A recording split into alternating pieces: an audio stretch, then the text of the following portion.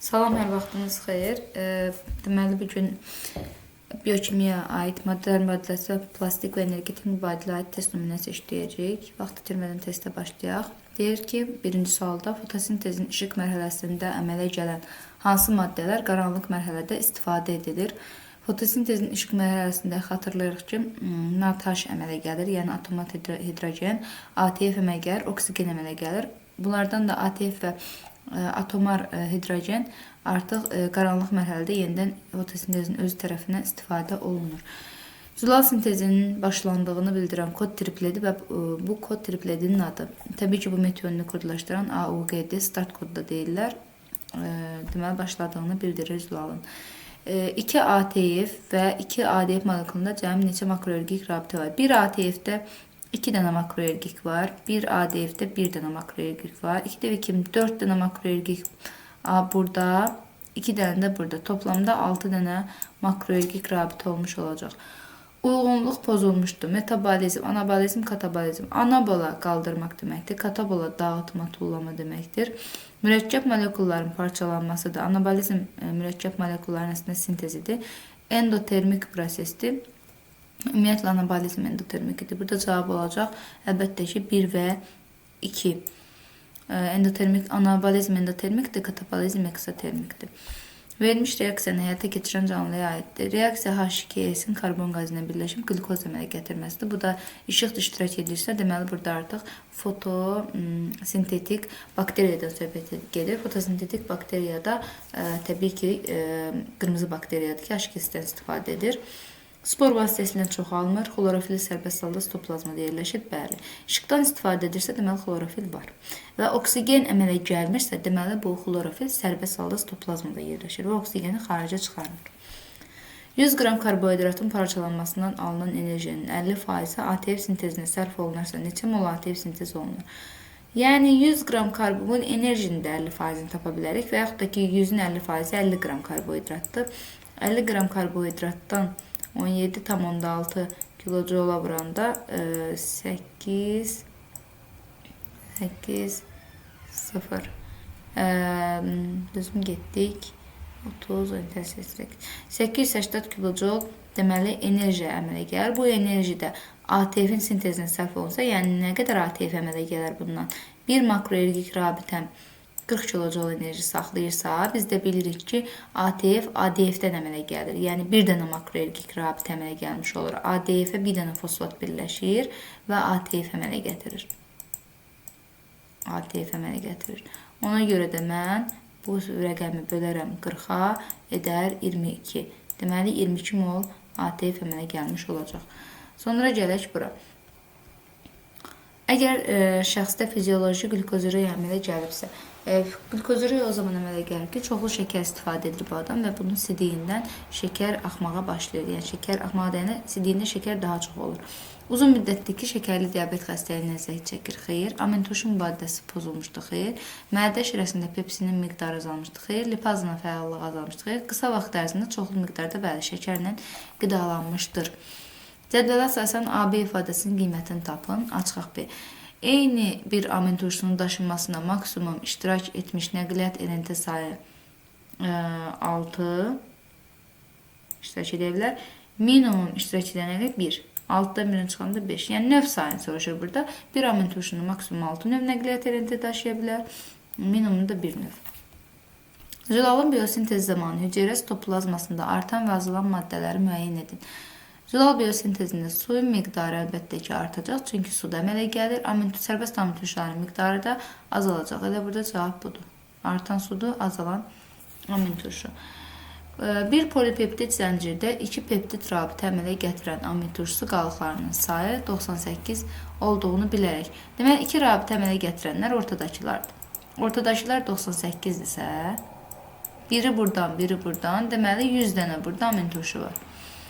Bu polipeptid zəncir sintez zamanı genetik kodlaşdırıcı hissənin transkripsiya prosesində 100 amin turşunu vuraram içə eləyər 300. Deməli, 300 dənə nukleotid olubdur transkripsiyada. Kodlaşdırıcı hissəsinin transkripsiyası prosesində yaranan su molekullarının kütləsi ilə su molekulunun kütləsi bunu 18-ə vuracaq kütləni tapmaq üçün. Translyasiya prosesində yaranan su molekullarının kütləsinin cəmini hesablayın. Translyasiyada da təbii ki 100 amin turşudan biri çıxaram, 99 dənə də su burada əmələ gəlmiş olacaq. Bunu da vuraram 18-də. Yəni 399-u 18-ə vuranda neçə edirsə, cəm odur. Bu da hesablayaq biz. Deməli 399 vuraq 18. Bir dəqiqə. 75 işte. Niyə çıxmadı cavab? Burada nəysə belədir. Kodlaşdırıcı transkript demək, bu peptid zənciri sintez zamanı genin kodlaşdırıcı hissəsinin transkripsiya 2 peptid rabitə əmələ gətirən amin turşuların qalıqlarının sayı 98-dir. Bəli.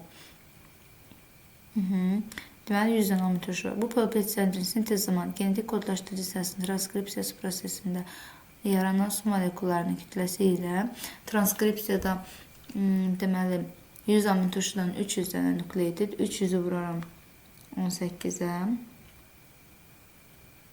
18'ə. Üstünə gələrəm. Translyasiya prosesində yaranan su molekullarının kütləsini translyasiyada n-1 qədərdir də. Yəni 99 molekulda su burada belə gəlibdir. 99 vura 18. Bəli, burada 71-82 alınmalıdır, amma 64 çıxıb. Niyə? Bu genin kodlaşdırıcı hissəsinin transkripsiyası prosesində yaranan su molekullarının kütləsi. Su molekulu 18-dir də, 16, 17, 18. Kütləsi translyasiya prosesində yaranan su molekullarının kütləsinin cəmini hesablayın. Yəqin ki, burada nəyisə səhv gedirəm, amma nəyi? 99, 103, ən yaxın cavab budur, bunu götürək. Cavabda görəsən nə verib, bunu heç bilmirəm. Deməli, 99 molekul su buradan alınır. 300, mən bildim, 300 nukleotid var, 300 nukleotiddən n-1 qədər, yəni 299 qədər su buradan alınır. 99 qədər də su buradan alınır. 299 18'ə vurub üstünə gəlməliyəm. 99 deməli 99, bunu da 18'ə vuranda bəli, elə 71-64. Yəni olur, bir molekul orada suyu cəmi unutmuşam. Unutmuşam, nəyə? Çıxmağı unutmuşam. 300 nukleotid tapıb çıxmağı düsturdan unutdum. Təbii bu da gecənin təsirindən olsun. Sadəcə 12'dir. Bu şəkildə bitkinin 2 kvadrat metr yarpaq sahəsində 2 saat ərzində nə qədər günəş enerjisi düşdüyünü hesablayın. 2'də 2, 4, deməli 4 qram karbohidrat əmələ gəlib. 4 qramda 17.6'ya vuraram ki, görüm nə qədər enerji əmələ gəlib. 6 dəfə 4'üm 24, 2 yadda. 4 dəfə 8'im, 7 dəfə 4'üm. Bunu hesablayayım. Çünki elə bir saatdır ki, beynim tamamilə yorulubdur. Vuraram bunu 4'e deyil. 70,4. 70,4 kilojoule enerji bitkidədir.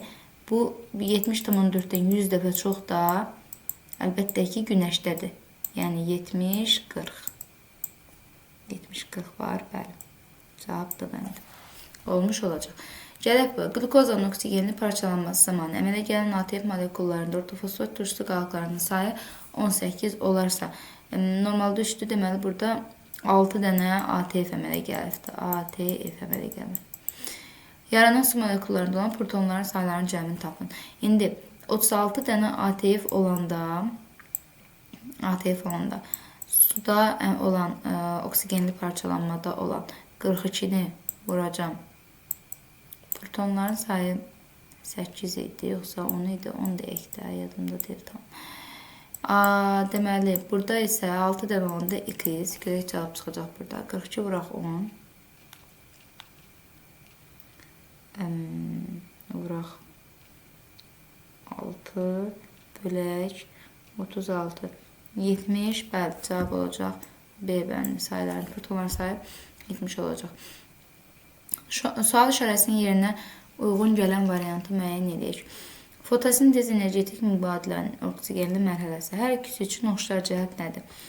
Hər ikisi eksotermikdir, endotermikdir. Hər ikisində potensiallar fərqi üçün membran lazımdır. Bəli, hər ikisində potensiallar fərqi üçün membrana ehtiyac var. Energetik mübadilə eksotermik olduğu halda fotosintez endotermik prosesdir. Bunda yəni A-B-də tez keçdim deyə.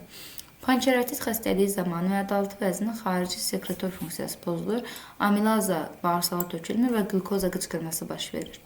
50 kiloqramlıq insanın qanında spirtli içkinin miqdarı olarsa, hansı halda müşahidə olunur? Qan bədən kütləsinin 8%-ni təşkil edir. Deməli, bu necə deyəcək? Burada 50x. Deməli, bunu 100-ə vuracağım. 16. Burada tapmalıyam ki, bax bu kütlə 50-nin neçə faizidir. Onda mən deməli, verilən ədədi 100-ə vurub böləcəm 50-yə. 0,6 vuraq 100 bölək 50.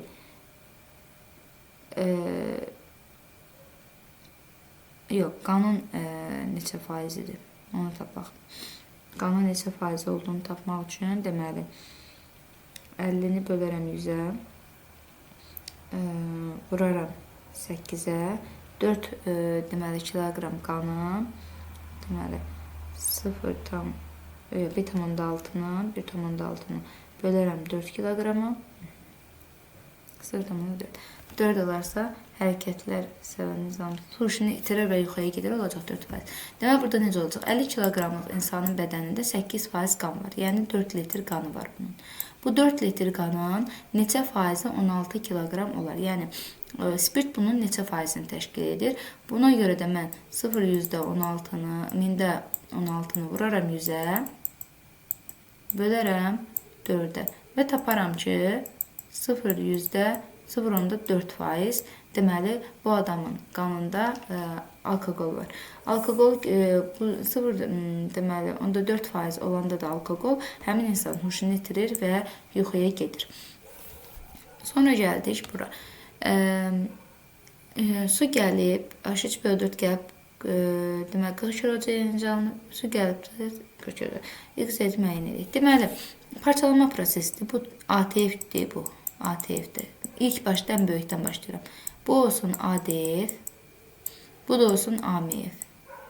Çünki bu şəkildə ancaq parçalanma gedə bilər. Bu hidrolizdir, parçalanmadır. Deməli, burada ən böyük molekulanı parçalaya aşağıya doğru gedib. ATF, ADF və AMF-ə doğru parçalanma gedib. H3PO4 də bizə 40 kJ enerjidə bizə makroergik rabitələrin qırıldığını bildirir. Sonra aşağıda verilmiş kod tripletləri neçə amin turşuya uyğun gəlir? Neçə ədəd deyirsəm, buradan stop kodu çıxaram mən. Stop kodu bir də çıxdım. Başqa stop kodu yoxdur. Bunlar stop kodlarıydı. Bunları çıxıram, yerdə qalır 4 dənə. Deməli, 4 dənə amin turşuya uyğun gəlmiş olacaq. Energetik mübadilənin oksigensiz və oksigenli mərhələsi üçün ortaq xüsusiyyəti seçək. Hər iki proses fermentlərin iştirakı ilə gedir. Hər iki proses potensialı yox. Oksigensiz mərhələdə membrana ehtiyac yoxdur. Hər iki proses sitoplazmada gedir, səhvdir. Proses membranlı olaraq səhvdir. Ümumiyyətlə, oksigensiz mərhələ qlikoliz sitoplazmada gedir, membrana ehtiyacı yoxdur, ferment iştirak edəcək.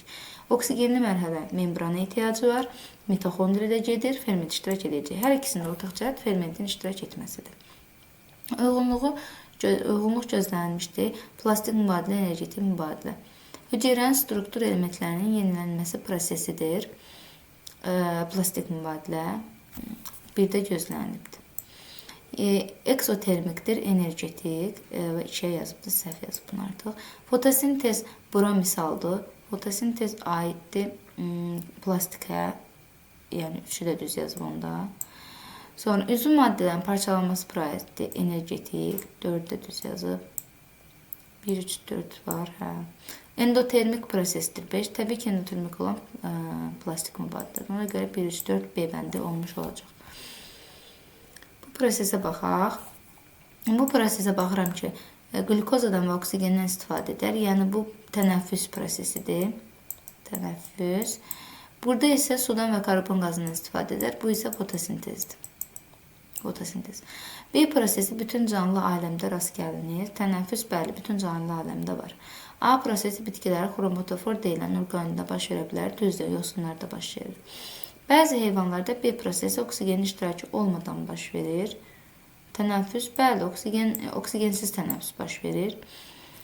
A prosesi bütün eukaryot canlı aləmlərdə baş verir. Bütün eukaryotlarda fotosintez baş verməz. Bitkilərdə baş verir və yaxud da xlorofilə malik olan heyvanlarda.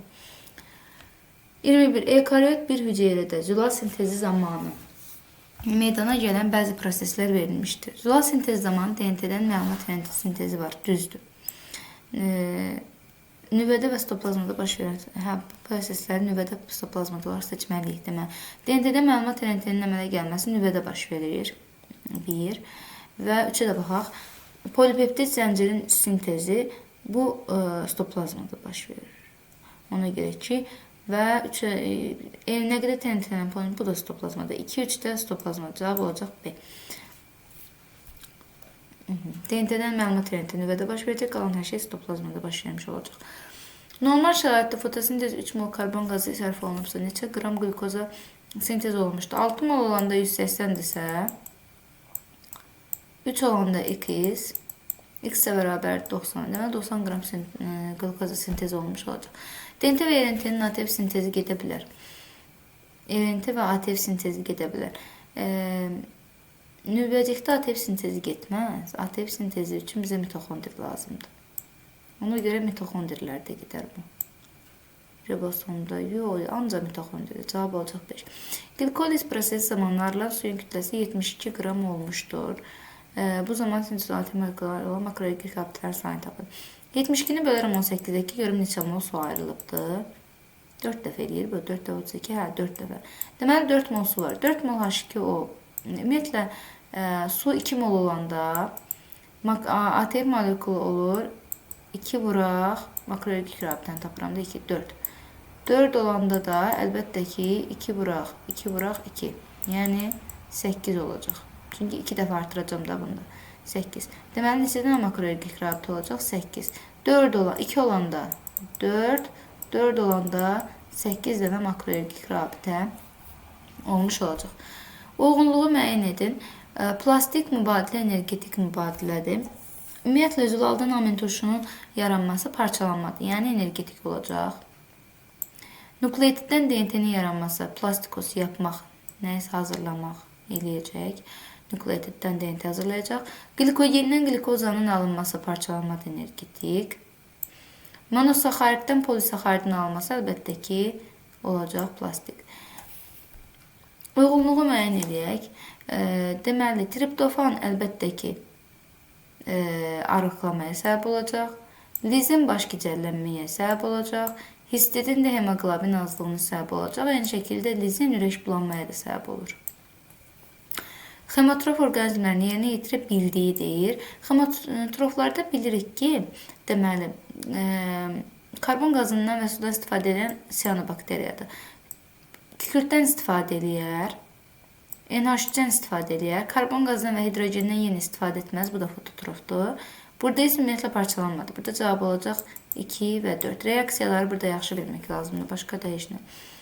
Deməli, bağırsaq ağrılarına şikayət edən anar həkimə müraciət etdi. Həkim müayinə müalicələrinin nəticələri əsasən bağırsaq mühtəviyyətində öt turşusunun olmadığını, nərisin tərkibində hidroz etməmiş yağların olduğunu bildirdi. Yəni, burada lipidin mübadiləsi pozulur. Hansı maddənin mübadiləsi pozulmuşdur? Təbii ki, lipidin. Çünki lipidlər yoxdur deyə yağlar... ödün funksiyası pozulmuşdur. Hansı maddənin mübadiləsi, lipid mübadiləsi pozulmuşdur və ödün funksiyası pozulur ki, yağlar artıq burada hidroliz olunmur. Hansı bağırsaq xəstəlikləri lipid hidroliz məhsullarının sorulması, pozulması səbəb olur? Əlbəttə ki, qaraciyər xəstəlikləri, ödün bağırsağa axmaması zamanı. Burada yazacağıq vərəmdir, entekolitdir, sonra bağırsaq vərəm təbii ki, dizenteriyadır. Bu zaman yəni ödün bağırsağa axması problemi yaranır. Anarın sutka ərzində 30 qram yağ itirdiyini bilərək bu yağların oksidləşməsində əldə olunan enerjini hesablayın. Bir sutkada 30-sa 30-u vuraram 38.9-a. Neçə eləyər? Bir dəqiqə onu hesablayaq.